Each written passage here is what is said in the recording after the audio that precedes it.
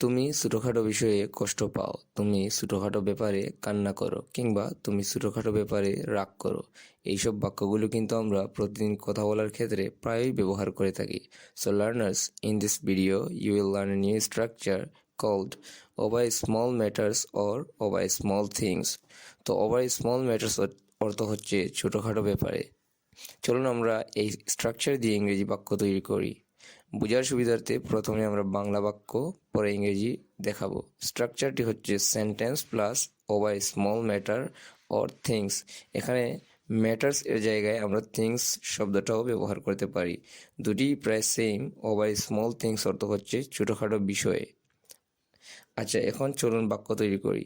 তুমি ছোটোখাটো বিষয়ে কান্না করো। You cry over small things.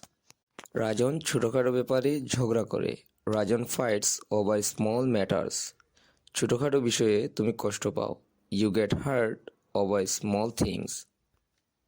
ছোটখাটো ব্যাপারে মন খারাপ করো না। Don't be upset over small matters. আশা করি ওভার স্মল ম্যাটার্স দিয়ে আপনারাও নতুন নতুন বাক্য তৈরি করতে পারবেন। আচ্ছা, তাহলে আপনাদের জন্য একটি ছোট্ট কাজ হচ্ছে, ছোটোখাটো বিষয়ে তর্ক করো না এবং ছোটোখাটো বিষয়ে লজ্জা পেও না। এই দুইটা বাক্যের ইংরেজি কী হবে তা অবশ্যই আপনারা কমেন্ট সেকশনে লিখে যান। Hope you have enjoyed this lesson. See you in the next lesson. Till then, take care. And yes, thanks for watching.